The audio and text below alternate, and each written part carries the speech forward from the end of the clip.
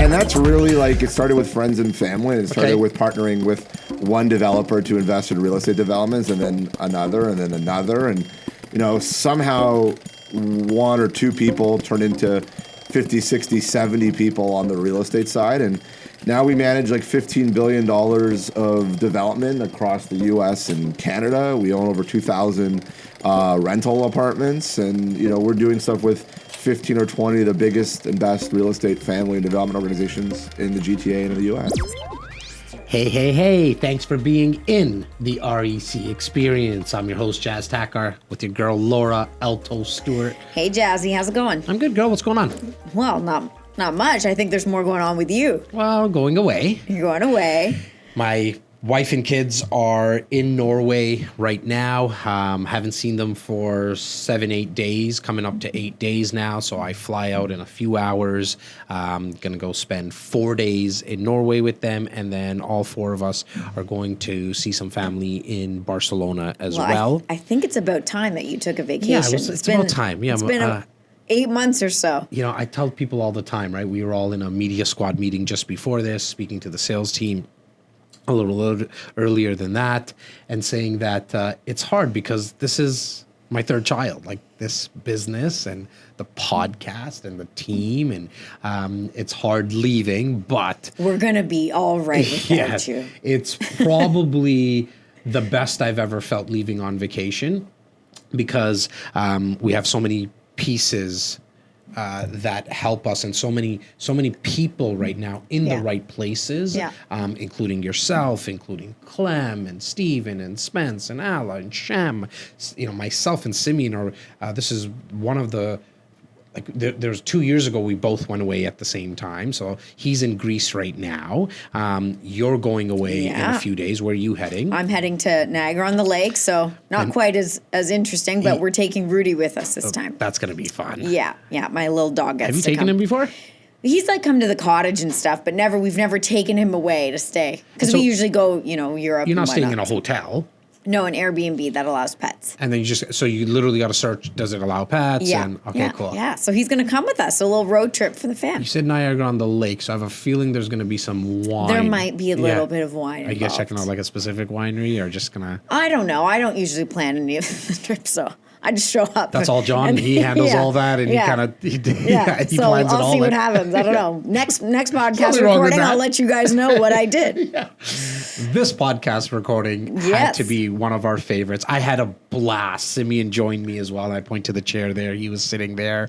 Our guest sitting in your seat was none other than Mr. Peter Politis from Greybrook.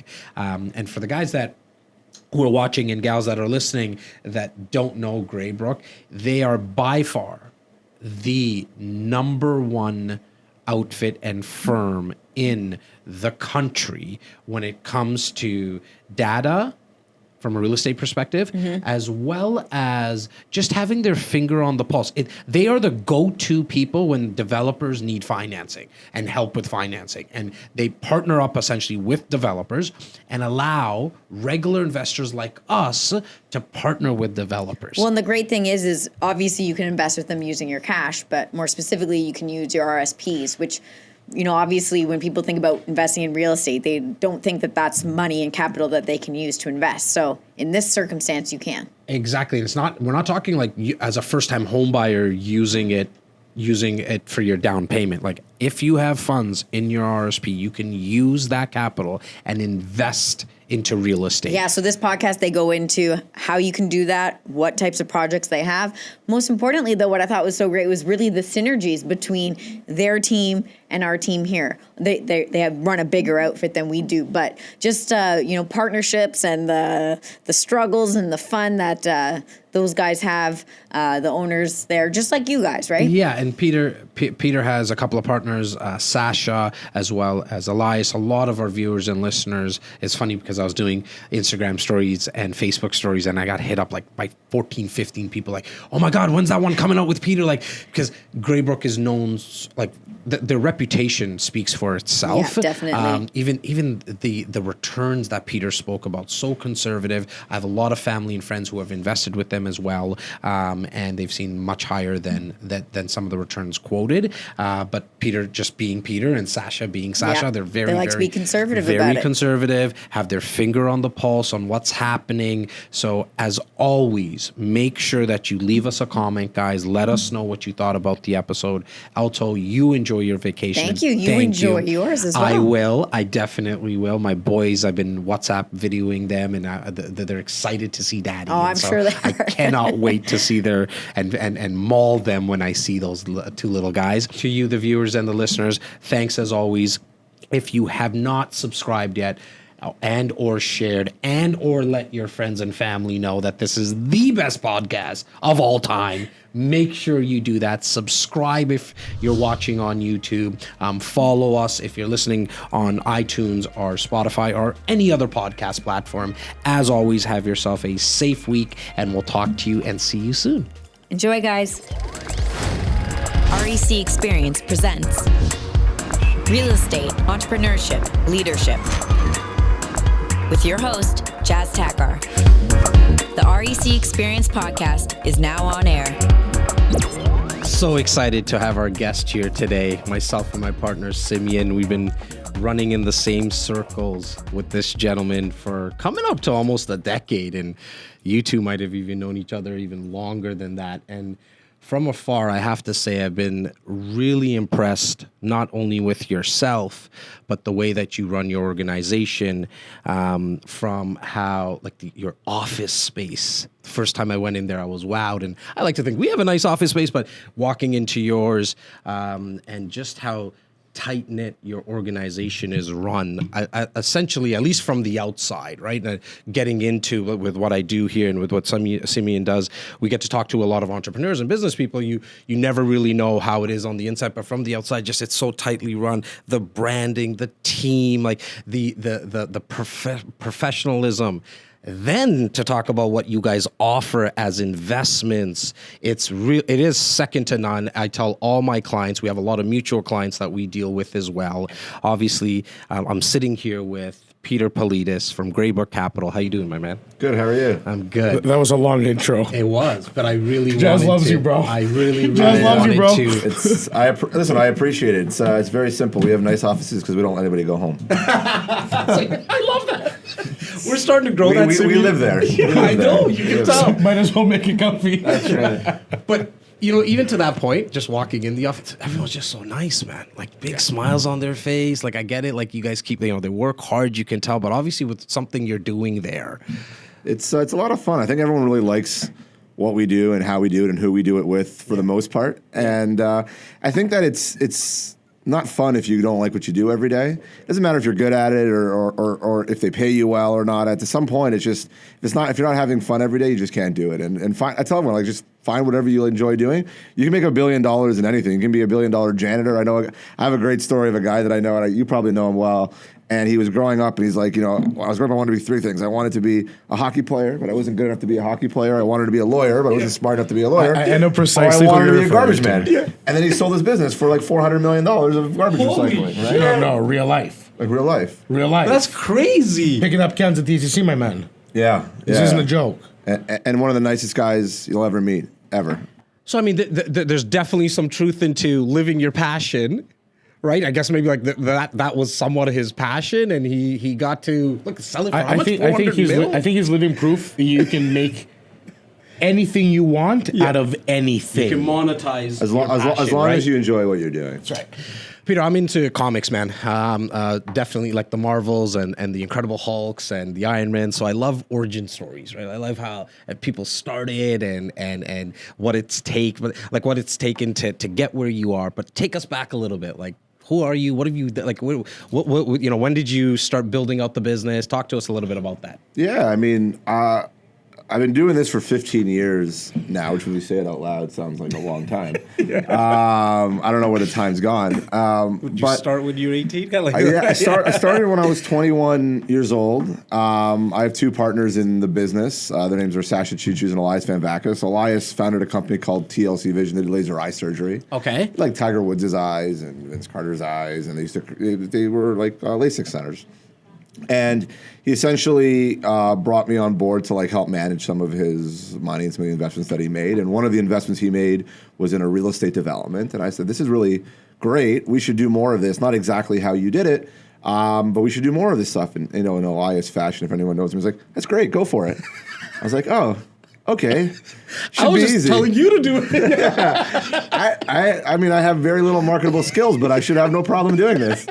And that's really like, it started with friends and family. And it started with partnering with one developer to invest in real estate developments, and then another, and then another. And, somehow one or two people turned into 50, 60, 70 people on the real estate side. And now we manage like $15 billion of development across the U.S. and Canada. We own over 2,000 rental apartments. And, we're doing stuff with 15 or 20 of the biggest and best real estate family and development organizations in the GTA and in the U.S. So just to confirm, essentially the father company is Greybrook Capital. Yeah. And then that you talked about the real estate component. What's the other component as well? Yeah, so we have a healthcare division. It's a little bit different than the real estate side. The real estate is highly active.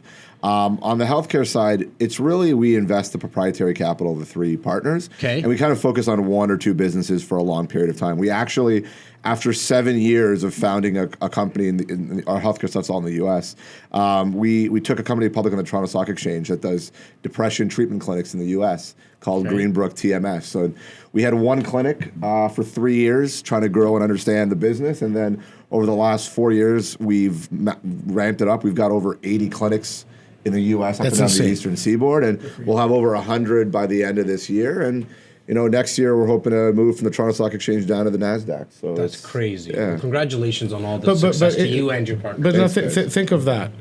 The success in your company obviously is in real estate, tremendous success. In Greybrook Realty Partners because it's providing housing. Yeah. In a market where it's desperately needed, where they're starving. You're going down a path in the medical, and I'm just taking little mental checkpoints. You're not providing an instrument, something that's going to be outclassed in a year. A new patent's going to come and screw you over, this, at the other. A depression. Yeah. This is a human need, a human emotion that will never cease to exist. Yeah. Life goes sideways. If you can find, again, you're doing great work by helping people. I'm not talking about that because I'm not a depression therapist. Mm-hmm. As a business now, just look at it purely. Not doing bad for it, though. Yeah, but from a purely business standpoint, again, you're going into a market that is going to have a need to be fulfilled forever. Mm-hmm. So, like, the people who are successful, in my opinion, this conversation outlines the reason for success by certain people. Because they're always chasing and looking at what the market holes are and how do we plug those holes. Yep. And if you can do it by doing good, which again, I think when you do the right thing, always doing the right thing is the right thing. Yeah. Your track record, it's now been 15 years and you don't have a fallen ship to talk about. You don't have something to talk because you are doing great work with good people over time in great, smart spaces. I like that. I appreciate that. I think most people don't really set out to look at the long game of business and growing. And I think we've done that for a long time. I mean, we've, for our entire career, sacrificed short-term financial gain for like the long-term growth of our business. How did you get there? Is this like innate in you? Because a lot of our content is real estate, but we speak a lot about entrepreneurship / leadership. Sure. Is this something that you learned from dad, mom, family, brothers? Just like I think like Elias, Sasha, and I are all our innate moral compasses are strong and high, and we don't think about like what can we do for ourselves or what's in it for ourselves. I don't know how or why it happened. Like it's awesome. It's how we see ourselves and each other in our business, and it's never a conversation amongst ourselves. Like the obvious the path is obvious for all three of us so often that long term. Yeah, and I'll be honest with you. There were people that came and went over the years at Greybrook in terms of like people we thought we'd want to work with, and their just personalities just didn't match or their desires didn't match. And I think the best thing about the business is today, I think it's great that Sasha and Elias are my partners in business, but they're my friends in life and they're the family, right? So to us, I think we have such a unique dynamic that there's probably no end to what we can do because of kind of the personalities and the trust and that we share for each other. And we see the world the same way. It's hard to find people like that. Correct. It's hard It is, to work man. with. It is, especially when you're trying to work with them on a daily basis. It's tough. I mean, Simeon and I have been partners now coming up to 15 years as well. You want to trade? You can have Sasha. I'll take Simeon for a bit. We like a co-op program for a little bit. What was it, like wife swap or partner swap, right? Business partner swap. No, but I do agree in the uniqueness of it because I think, and again, I can't obviously compare. I don't know what your relationships are like, but what I can tell you is that our unique strength in our business, all shut aside, is the fact that there is the foundation lies so deep in trust that from the deepest, most bare level, I know that I'm not going to get hurt. Well, dude, from there, and we butt heads a lot, but we have the respect at the end of it. That I think when you said foundation, to me, anyways, it's like, fuck, okay, we can butt heads on something, but at the end of the day, like I'm still going to respect your opinion. Yeah, and nobody takes anything personally because everyone just trying to go to the right place and do the right things. And I will fight with Jas all day as to what color that wall will be because I don't give a shit. Let's fight, bro. But at the end of the day, I know that the wall's not going to be demised. Do you know what I mean? Like, absolutely. The very foundation of everything in every single conversation never lacks that bottom perfection. It's the right people with the right frame of mind and all wanting the same things. Like we can disagree. I disagree with my partners regularly. I think that's healthy. If we didn't, then like you don't challenge each other, you don't have independent thoughts, you need to bring different aspects to it. And if it just so happens that Simeon and I are always right, it just is what it is. It has nothing to do with being Greek. It has nothing to do with being Greek. A little hard-headed at times, maybe. I don't know. I want to bring this conversation to real estate because that's obviously a passion of all of ours and most of our listeners and viewers. With how does an investor get involved with Greybrook? I want to start there, and then we'll talk about the market because we rely on a lot of your data from Greybrook in general with all the events you guys put on and the content you guys put out and all the data that you have statistically. Just the insight they provide to us. Like you guys are by far at the highest level in our country. There's no one bigger at doing what you guys do. But I want to see, because there's someone watching, there's someone listening who's like, okay, I kind of already looked at your website. How the heck do I get involved? So how does an investor get involved? Yeah, I mean, if somebody wants to reach out to us, obviously they can just reach out through our website. But the idea for us is that we essentially allow individual investors to co-invest with some of the biggest residential developers on development projects that are the large economies of scale without having to write a $100 million check or even $1 million check for that matter, without having to worry about guaranteeing loans or being asked for more money. And they get to pick the developer, the location, and the projects they want to be in. I mean, the truth of the matter is that it's our job to create a diversified portfolio for people. Like when you sell guys assets, you don't sell them 10 units in one building. They own one building and that's it, right? Yeah. It's like, I've got a building in Corktown. I got a building downtown on the Queensway. I got one in Yorkville. I got one in Etobicoke. I got one in North York, whatever, right? And it's our job to create that diversified real estate investment portfolio. And it could be condo. And by the way, condo has different stuff. There's luxury condos in Yorkville, and there's like stuff we've built over 2,000 units in Liberty Village.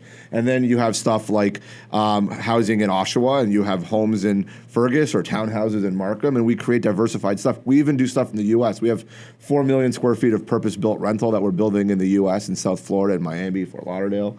We have apartments that we buy in Montreal, Ottawa, Quebec City, and Houston. Older stuff that we buy, renovate, release, and do things. So it's like anything. You don't buy one stock. You don't buy one real estate product. We create a basket of investments for you that have different investment horizons. And basically our goal is to double our money every 4 to 5 years. So just the investment horizons, because there's when investing in anything that Greybrook does, and anything that kind of pretty much what we had, because we do portfolio assessments for people every day. So they come in, I own this one, I own this one, I own this one. Here, I'm looking to expand and double up. What should I do? Well, why don't we get into this one, and this one? And the way we do that is not only are you going to go into different markets, into different asset classes, also different time horizons. Yeah, of course. So if this one here closes in 2021, this one's 2024, this one in 2027, for example, that's what you want to do. You never want to have everything closing in 2022 where a trade agreement went sour with China, something that you don't foresee, something that's not normal, but it can compromise your entire portfolio and wipe you out. What you want to have is a balanced in asset classes, balanced on time, balanced on everything. Well diversified. We try to do that because the thing with us is that there's a finality to what we do, meaning that when the building is either built and sold, or the houses, or the townhouses, or the land is approved and sold, it ends. So you get your money out, right? So what we want to do is real estate development is not a cash flow producing asset for the most part. Now, some of our value add apartments are cash flowing, but that's probably 10% of our portfolio. 90% of it is not cash flowing. So if you invest in a 3-year project, and then a 4-year, then a 5-year, then a 6-year, after 2 or 3 years of deploying capital, every year you have a project finishing, and then a non-cash flowing investment, which development is, turns into a cash. It sounds so good now and obvious. I totally backed into the strategy when me and my family were just investing in deals as they came along, and then after a few years, this is finishing and that's finishing, and then it's a cycle now. Some multi-phase projects where I have 10 phases in a low-rise project, and every year something's finishing. I'm this works pretty good. We should tell people about this. And that's part of how it started. You spoke about you don't need 10 million or $1 million to invest. What can an investor invest, minimum wise? Yeah, I mean, there's certain minimum. We'll quote you on it. Yeah, sure. There's certain minimum accreditations that has to do with the Securities and Exchange Commission that exists. But generally speaking, our minimum investments are $25,000. Now, a lot of people don't invest $25,000. But we break them down into those small increments because even with $100 or $200 or $300,000, I can put you in 4 or 5, 6 different projects and really have you diversified at the end. So if I have 100,000, I don't have to put it all in one project. You can diversify within 3 to 4 different projects. Yeah, and we would recommend that. At the end of the day, you're going to do what you want to do, right? But it's not our recommendation, and that's kind of where we hope to take the lead and say this is what we think we should do and provide everybody. One thing that really piqued my interest the second that I heard about you guys and came across you is the fact that I can use registered funds. Yeah, RSP, TFSA, RESP. I think. How does that work though? Like Peter, because there's somebody who has 100,000 in RSPs. Yeah, we run into this thing all the time, and they're like, "No, you can't invest your RSPs in real estate." I mean, I have 15 years and 70 development projects. That could probably prove that person wrong. How does it actually physically work? Logistically work. How does that part work? Because I think people have a hard time just wrapping their head around that. Yeah, I mean, I think the way I'm going to explain it is not going to clarify anything for anybody. But we're going to try anyways. The short answer is they're investing into a structure called a mutual fund trust. That becomes a limited partner in an individual project. Yes. It's fully registered. It ends up basically being a register. You hold it in your RSP. It's just like you have, $100,000 worth of the Greybrook Yorkville project, and instead of having Apple or cash or whatever else you had in there before, you have that. All the money stays in your RSP. So the money doesn't leave your RSP. Most people think, so when I invest with you, it leaves my RSP. No, it stays in your RSP. There's no taxable and the gain and the money also goes back into your RSP. And the gain goes back into your RSP, or if you choose not to put it back in your RSP, the gain, you simply pay tax on it. Yeah.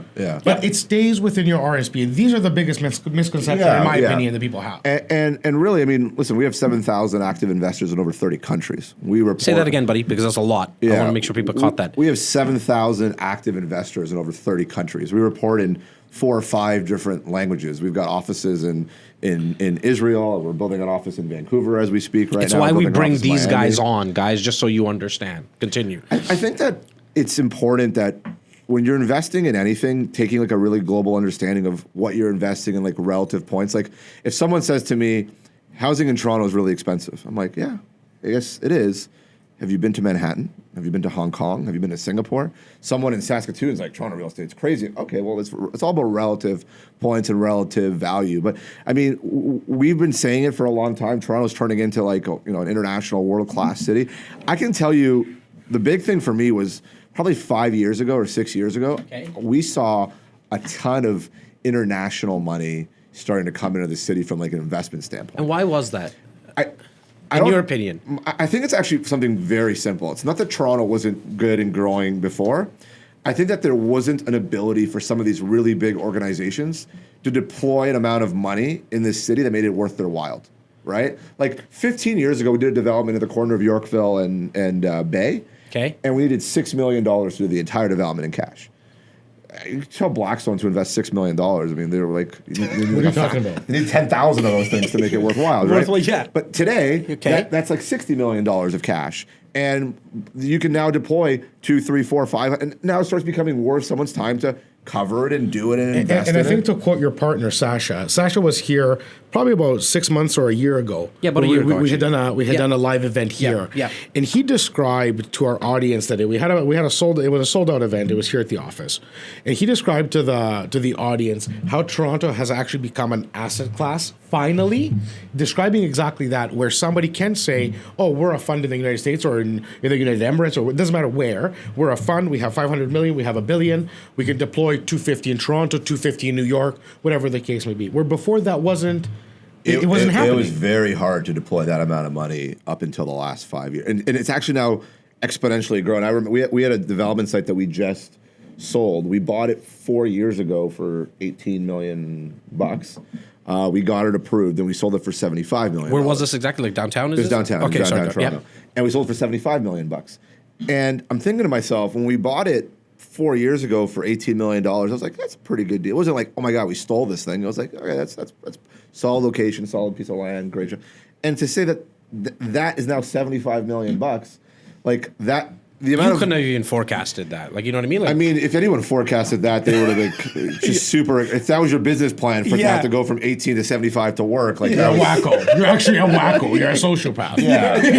You're like, I wonder what the next 5 years are going to look like. Like that'll be $2 billion, right? That's what it is, right? What's in this ball here? Yeah. And I think that's part of why we have a business. Real estate's a very capital-intensive business. Like several of our development partners their families in development are $1 billion enterprises. And I don't know what our 2018 number was off the top of my head, but in 2017 we bought over $700 million worth of development land as an organization. So, okay, you have $1 billion, you have $2 billion. Yeah, you're very wealthy. Yeah, spending $700 million in a it doesn't matter who you are, right? I mean, in a calendar maybe from Mackenzie Bezos now, right? But like for the outside of 400 people in the world, they don't care who you are. Right. That's an enormous amount of capital they need to be in this business. And it's just exponentially growing. Because you made mention earlier about investors being able to even choose some of the developments they get into, and developers and builders. What's some of the names?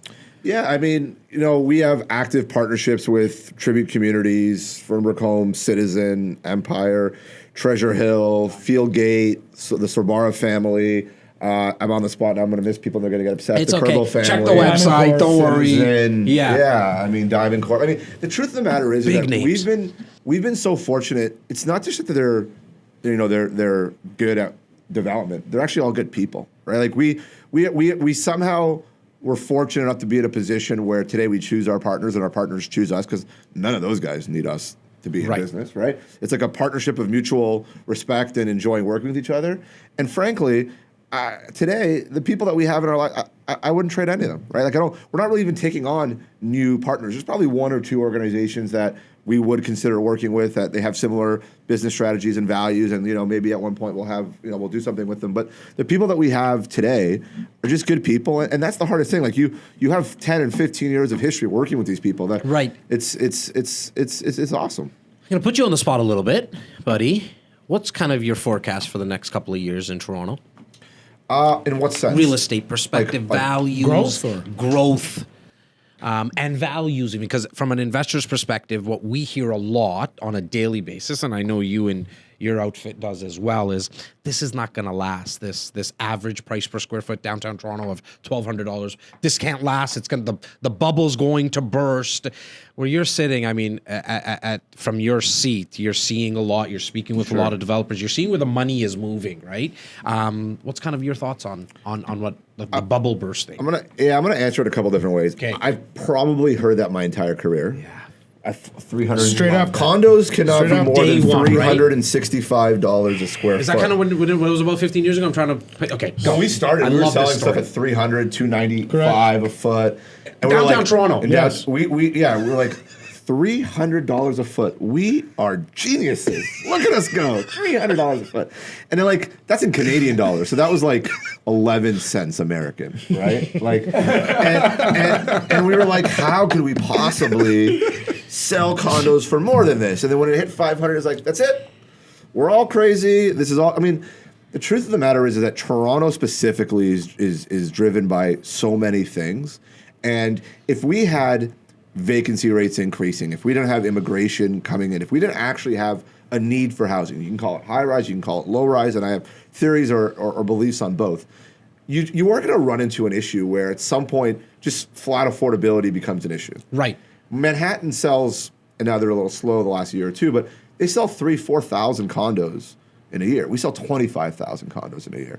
At some point, just there's a fewer people who can spend $3,000 a foot, even if they want to invest in it. Right. There is at $1,200. So you're going to essentially see volumes coming down, but you're also going to see supply come down and down and Right. down because there's nowhere left up. there's not a lot of Put places supply left, in. right? Yeah. And then all you're going to do is look at the 905 condo market. Okay. Like On 4 fire. years ago, 5 years ago, you were like struggling to get people to pay $450 a foot. $400 You were a foot. struggling to get $1,500 a month in rent. Yeah. Right now at Square One, you're getting $2,100, bud. Yeah. I know. Right now. Yeah. And that's what's happening. You see the evolution of the city moving outward, right? Like not everyone in New York lives in Soho. So you drive till you Right there. qualify. Yeah, you drive till you can afford it, right? And at the end of the day, I think that you're not you may not have as many things being built downtown, but I think there are going to be people who can afford to and live. And by the way, affordability of rent, which is not an issue, it's real, but there's a lot of people who can pay the rent. It's getting the down payment that's really becoming an issue. And if you don't have parents, like I have a friend of mine who's got a great job. He makes $100,000 a year. All in all, that's a pretty good job.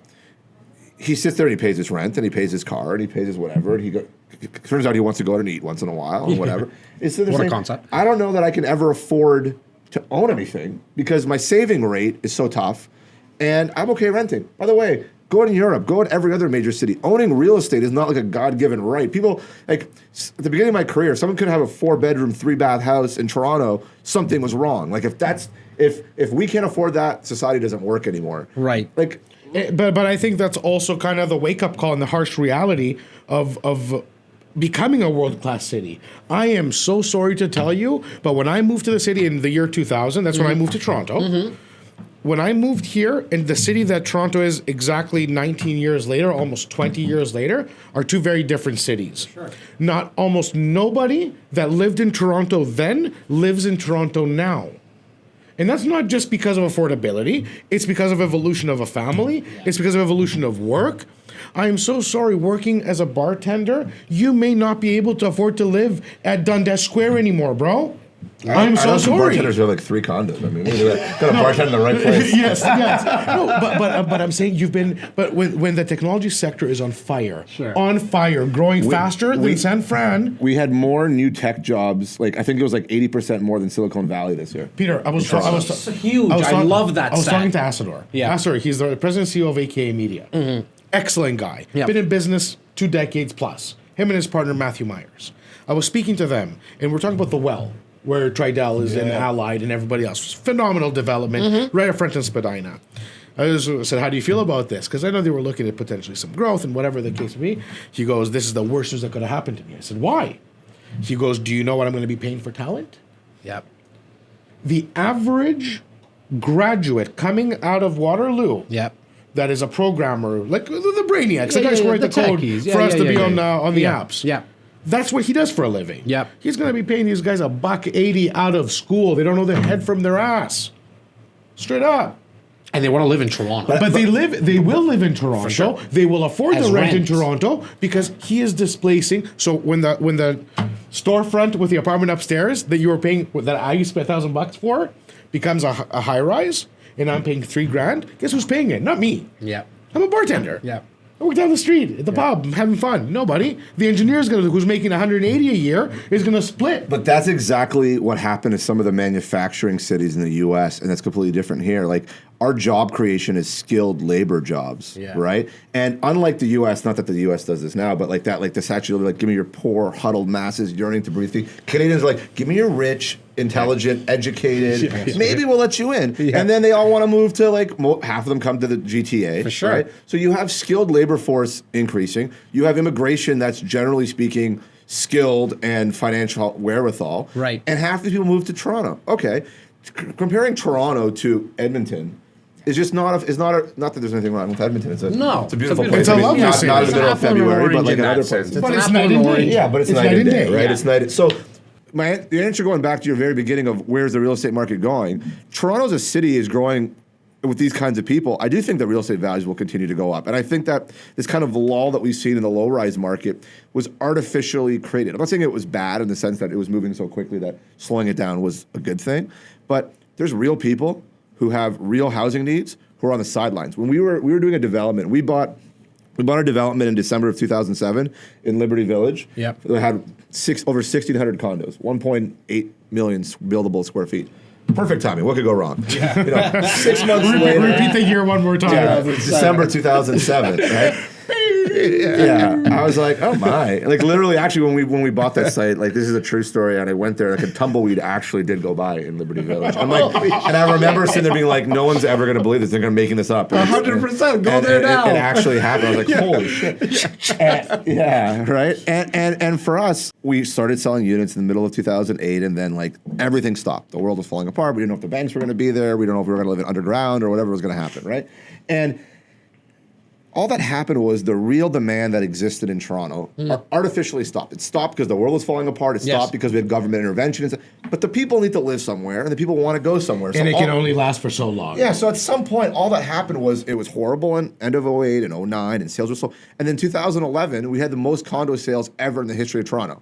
And then 2012, because all the pent-up demand went out, we had a 40% drop. And every headline was, condo sales dropped 40%. By the way, it's the third best year in the history of Toronto. So, like, again, media points of reference and all that If stuff. it bleeds, it leads, right? Right. So, like, this is the point. So, at some point, you just look at a 3, 4, 5, 6 year span and say, we've got a real demand. There's only so long can be pent up for, and it's gonna ultimately it's gonna be unleashed. I think what a lot of investors do, especially like guys who just own one condo, when shit starts to kind of almost start to hit the fan, they sell.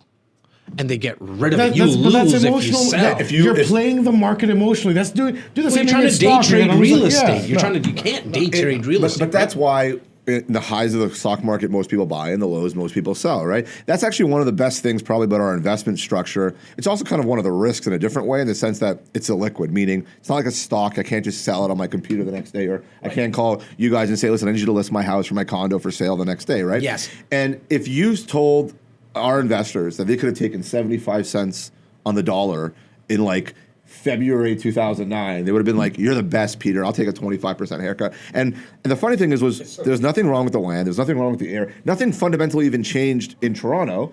And then everyone would have just taken a bath. Now, they couldn't, and we just held on the land, and we sold it. And at the end, these guys, for every dollar that went in, it turned into $3.50 over 6 years. Like on a simple annualized basis, it was over 40%. So you're talking about investing from 2008 to 2013 and averaging a simple annualized return of 40% during that period, when everyone else got their asses kicked through their faces. I don't know if you're allowed to say it. Their asses kicked through their faces. Not that part. Simeon will say that all day long. I like it. Kind of what is the average returns investors might see? Yeah, I mean, with one of your guys' investments. Yeah, we typically try to double our money every 4 to 5 years. So depending whether it's a 3-year project or a 5 or 6 year project, but we target a simple annualized return of 20%. The truth of the matter is investors see that as like, okay, a simple number or return. Like, I mean, ROI and annualized, but it really keeps us disciplined in an ability to create a certain margin on costs. As someone who's in the manufacturing business, that's really what we are. We're looking for a margin on cost. Some people think delays happen, which they do happen in real estate development for sure. They traditionally add value to everything, right? If I thought I was going to sell a condo 2 years ago and I sold a condo today, what's the difference in price, right? Right. So at the end of the day, because the approval process is so, I want to say convoluted, right? That's creating a supply strangulation. It's creating land values to increase. And the delays that people see, and they're like, oh, something can be delayed. I'm like, yeah, that's why you're making all this money. That's great. Because in other places, in Florida, and we do a lot of stuff in Florida, and there's lots of good reasons to invest and build in Florida, but I can get something approved in 90 days, 120 days. And what's in Toronto, approximately? Like, it depends. Like if you're talking about a downtown condo. Downtown condo, because we've been talking about that a lot. I say it can be somewhere between 18 months and 4 years, right? Yeah, but you're looking at no less than 2 años. Like 2 years, you're looking at easy. But why? Listen, the process involves so many people who have different inputs, and they're responsible for doing different things, right? So I can sit here and say, the approval process is difficult or it's broken. There's just a lot of people who have a job to do, and there's a lot of people who have a lot of applications. The city's not riddled with employees to do this stuff, right? And I sometimes it frustrates me, and I'm like, this process is horrible. And sometimes I sit there rationally and say, I get it. You have a job, you have 10,000 things on your desk, and you have to do this. And you don't necessarily care about this person, and that person comes in and makes a different comment, and I have to address your issue and their issue, and there's 10 of those things. And it's not the most coordinated thing, and everyone's just doing their job, and it takes a certain amount of time. I think the bigger issue is when we go to an OMB, or now it's the LPAT, the time we have to wait for the decision, I think, is probably the worst thing. That's like, got it. I don't mind getting there, I don't mind going to that process, but we've had several sites where, and we've ultimately won, like our decision, we've won the decision. It's taken a year and a half. Holy crap. To give me an answer. And I'm like, do you even remember what we talked about a year and a half ago? Do I even remember what we talked about? I also think having in specific circumstances. They're also understaffed, by the way. Yes. Elected officials who change in time, being responsible for some of the decisions and coming into the mix. So you start off with Jas at the helm saying, oh, you know what? I really like your development. I really like what you're doing here. Yeah. Will you go down this path? Yeah.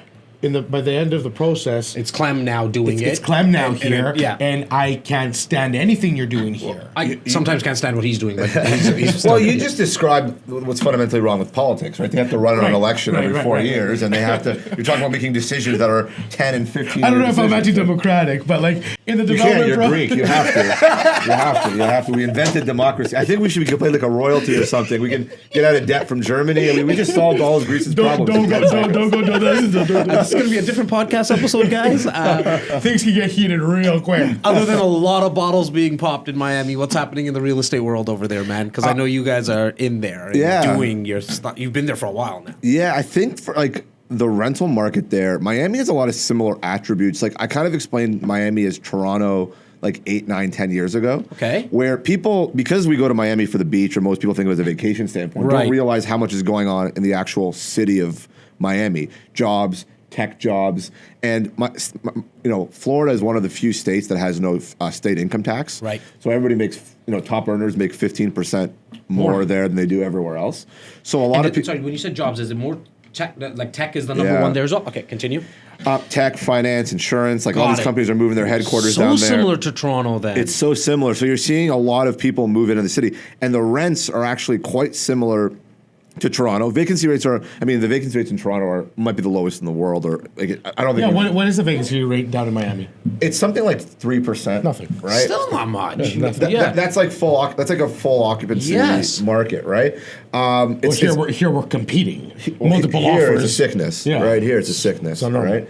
It's if you could get, I don't want to do this, but if you ever had, if Bill, the organization that represents a lot of the development group, ever did a study that said if for the last 15 years developers got the density that they applied for originally approved, where would housing prices and rents be today? Interesting. I don't know the exact number, but it would be something materially lower than today, right? When we started the business, a 22-story tower was a tall building. Right? Yes. Now we're getting 90 stories. By the way, building 90 stories is a separate issue altogether. But the truth of the matter is, but we need it. Is that in places like Miami, they welcome investments, they welcome approval, they want us to build this stuff, and there's a real need. So if you make it easy for developers to come in and invest, and by easy I don't mean like there's stuff easily available, because the thing with Miami is there's a very few A sites and a tremendous amount of B and C sites. Right. So those prime locations and prime parts of the city are hard to come by. There's a lot of B and C. In Toronto, it's hard to find a B site. So it's hard, right? It's just tough. So that's the difference. And when you have those assets, there is a real demand. Right. And I was looking at one of our projects. We're doing 2 rental buildings in Las Olas in Fort Lauderdale, right on the river there. I love that little. If we were doing dollars to dollars in Toronto, the same development, forget about development charges, forget about Section 37, just HST, we would make $70 million less in profit. Just HST. So I will tell you, just because you're bringing up the HST, almost half of the clients that we've ever had, they got into flipping homes and did a substantial renovation, did not account for HST which wiped their entire profit right out of their projects, and they walked away, if lucky, with a little bit of upside. Yeah. HST is so significant because when you're buying the property, you're not paying HST, it's a resale property. But now you're going to pay HST on ground up. So when you get it reappraised at the end, you build a new home at $3 million, you're not paying only on the $2 million. Profit, No. You're paying on the 3. You're paying on the 3. Whether you recapture some of it from construction costs, whether this, that, or the other, half of them are not savvy enough. But like, obviously, this is a very different thing. Yeah. But the HST in Ontario at 13, because it's not, Alberta's at 5% GST only. Here you're at 13.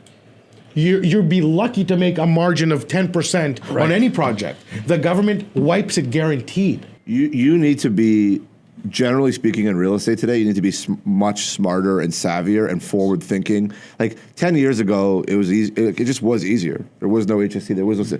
Today, you really need to have the right people and the right experts. And like I look at people doing things, and I'm like, oh, there's like 10 things that you don't know you're going to have to deal with that you're getting into. Like, I hope it'll be tough. Good luck. I hope it works out. What's for you. One of the two? Like, what's 1, 2 that come to your mind that you see investors make? Where you see investors make mistakes in real estate?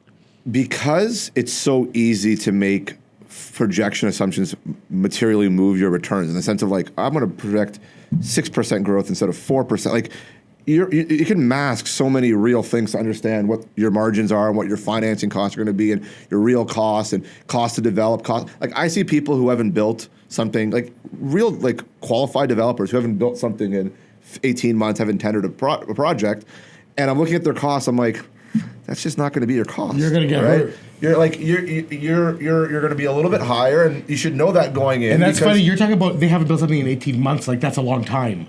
Yeah. So if 18 months, your numbers are skewed and out of whack within 18 months. Oh, for sure. You better, my friend, be partnering up with people that are in the business today. It's probably the biggest. Like, if somebody asks me what the biggest competitive advantage is that we have, because we get to work with so many big real estate organizations, we see the world from their perspective every day. So I collect information from how developer A sees it, B, C, D, and every day we're chatting. So I get real-time information. Right. And we have 60, 70 active projects. So we're always tendering something for financing, tendering something for hard cost for construction for a condo, for a house. We're always selling land. We're always buying land. We're always in the market. So all of our information is real time. We always have a project launch. We have like 6 projects launching in the fall. You want to talk about what's going on in real time. All of our information is real time. We bought a property with one of our great partners, Fieldgate in Shelburne. And I had this funny interaction with one of our investors, and he's like, oh, Shelburne, I don't know. I'm like, no, listen, it's growing. It's real housing. It's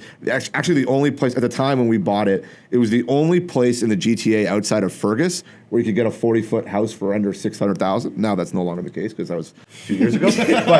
but and then we bought it, and then he invested. He's like, oh, that's great. And then there's an article that came out like 4 months later about like development growth in Shelburne. Sure. My investor like sends me the email. He's like, oh, look. And I'm like, they're writing about us. That's not, we did that. News reporting, like, we're living it in real time, guys. And then the news reports it a day, a week, a month, whatever later, right? So we get to be at the forefront of all this stuff. And that's probably the best thing about our organization, is that everything is happening in real time. And I'm going to tell you from our perspective, from my perspective, I know from Jas's perspective, we are so appreciative to have your insight. So your insight that you're talking about is what we're referring to our audience. When we sit down with you and you tell us, Jas asked you, where do you see it going? And you gave a 15-minute response. But I don't think it's a coincidence. It is a 15-minute response. This is what's happening here. And that insight to us is invaluable because this is how we guide our clients. We see your opportunities all the time that we're able to get them into at the last stage, which is the cash out stage for you guys. But it's the beginning of our guys. It's ground level, literally ground level. We're so appreciative of your time, listen, man. I appreciate you guys. You guys look at our projects. We're happy to have you guys be the first in the door and look at all this stuff. And frankly, it's in this business. There's a lot of people who are around the business who don't actually transact or do anything. Like, there's a lot of periphery people. To work with people who are good people who actually transact or are actually real, like that's the fun part about doing this. There's so many people who just aren't like that. Thank you. As you can tell on our wall, like tons of books, and I mean now we listen to more audiobooks because of They timing. don't think they're open. They really just more look. They're actually they look like some of them still props. have their plastic on them. And they're collecting dust. But I still won't forget something you told Simeon and I as we're leaving your office and we're getting into the elevator, and you looked at us and you said, guys, sometimes it's easier. You can do things easier than running after your own tail, like just chasing after your own tail.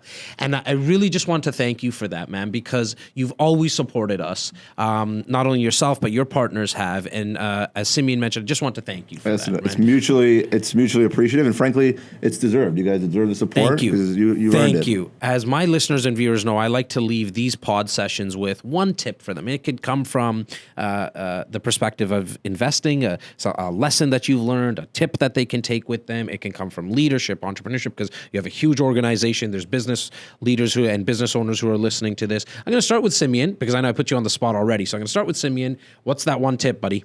Whether you're in real estate or any business, my advice today is do the right thing every single time. If it pushes you back a month, 6 months, or a year, you will be in 10 years what you never thought of. When we started 14 years ago, Jas, I remember the conversations. We just wanted to get to a steady $5,000 a month, to a steady 10, to a steady 15, to a steady 20, to whatever the goal is and wherever we're at now. But it was not done overnight. It's patience and it's doing the right thing. So if you don't do the right thing, you're gonna get tripped, and your reputation will be done forever. And see you later. So mine is do the right thing. Peter, to you, my man. One tip could come from any. Yeah, I mean, I think it's most people, in my opinion. It could be investing. It could be running a business. It could be running your personal life. People look to other people for acceptance or to kind of be a follower than a leader. Like our entire organization is built on people who I don't need validation from someone else to think that I'm doing makes sense or financial will work out. I think that people sometimes just follow a bit too much instead of say, I've got the information that I need. I've assessed whatever. It could be in your personal life, could be running a business, could be buying a real estate asset. Like, you think it's okay? Then I'll do it. Or those 100 guys did it. Now it's okay for me to do it. I don't know how many people were like massively successful in professional or personal lives or business or whatever, just doing what everyone else did or being the 10th guy or the 100th guy or woman to the party. Like, I think that people should believe a little bit more in themselves and follow through and do what you think is right. And by the way, if you do what other people think, then at some point you're just hoping that what they picked is right for you, and like that's kind of like a crapshoot to me, right? I love it. You just splashed a big can of diesel all over this guy's fire right now. It's the last thing I needed. Thanks, Peter. I appreciate it. Did I read that right? You texted to me earlier. Thank you. My one thing to you guys is think long term. I truly believe that we underestimate what we can do in 5 years and overestimate what we can do in a year. We all like to think we can lose 20 pounds in 2 months, but you'll be surprised. You read that article too, huh? I read that one too. That was the one that you replied back to the text. I gained 3 in the same time. So think long term. It's how Peter started this discussion with us, and where their organization is sitting now. It's because they had that mindset, thinking long term. You'll be surprised what you can do in 5 years and 10 years and 15 years. And we all know how fast that's going to come. Simeon, thank you. I know you're off to Greece, buddy. Have a blast. You have a flight in 3-4 hours. Cheers. You have to move 30 friggin' meetings this week because you're heading out as well to the south of France. Have a safe travel there with friends and family, and we'll check you guys soon. Make sure to share this episode and subscribe if you haven't. It makes all of our families and parents happy. Thank you. This has been the REC Experience Podcast with Jas Takhar, an REC Canada production. Hey guys, thanks so much for watching and listening. Please take a second right now to subscribe and follow us on whatever podcast platform you're watching or listening. It means the world to me. Thank you.